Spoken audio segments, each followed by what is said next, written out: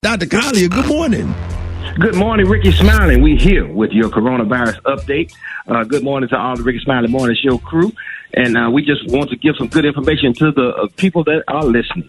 Now, the B117 strain, that's the variant strain that was first detected in the United Kingdom. It's now been spotted in 33 states in the United States. The most prominent and the most concerned is Florida, because it is rapidly becoming the dominant strain there. And you say, why does this matter? Why is this important?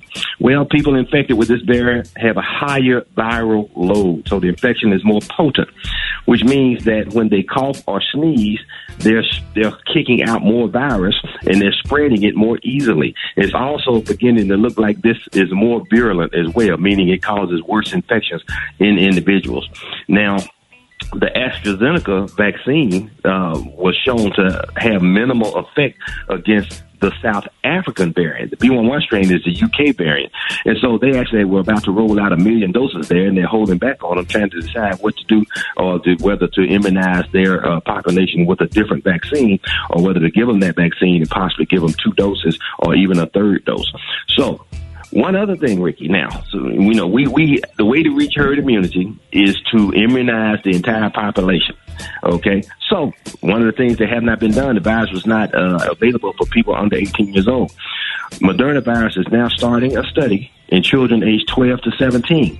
And after that study, then hopefully it will be available for children, or those are adolescents as well. And so we can get more people immunized and we can more rapidly approach herd immunity. Again, the threshold for herd immunity is between 60 and 90% of the population who have antibodies. And the countdown has already begun in the United States. But we have to be cognizant. Again, and I finally heard somebody else say this, Rickey.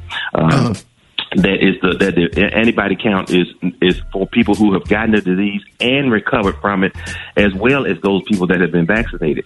So we can't just count people that have been vaccinated, because the disease is still way ahead of that in the population. So we're going to have that. That's the only positive thing about so many people being infected, that it's going to help us reach herd immunity more quickly. Right. You on with Dr. Collier? Good morning. Good morning. I wanted to ask about black women that suffer with lupus.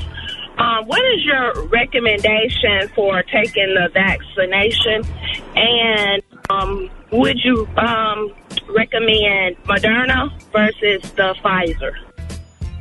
Okay, the Moderna vaccine, one, is more potent, and that's why people oftentimes will complain of more adverse events like sore arm, fever, body aches, etc., because it has more of the mRNA in it than the Pfizer vaccine. But both of them both have 85, 95% efficacy. So I would say go with either one that is available to you. Lupus is an autoimmune disease, and technically, they are not saying there's any reason not to get it, but I would consult my primary care physician or my rheumatologist to determine where you are in your stage of lupus. Lupus is well controlled on some of the medications, including one of the things that they're using is the medication that the president was touting, and that you're already on it, so it helps, and it could help possibly with that. So we are saying that you need to check with your physician, but if your lupus is stable, then they're recommending that you get the vaccine. All right, Dr. Collier, let us know how you can be reached. I can be reached on all social media at ASK Dr. MJ, and tonight at 7 p.m. I will be doing my Facebook Live. We're going to talk about all the benefits of boosting your immune system, as well as getting that corona 15 pounds off of you. We're going to talk about lipo drops and weight loss technology. There it is. All right, y'all, come on, real quick, the disclaimer, Dr. Collier. Okay, these are the opinions of Dr. MJ Collier, not those of Rickey Smiley, the Rickey Smiley Morning Show, or its radio affiliates across the country.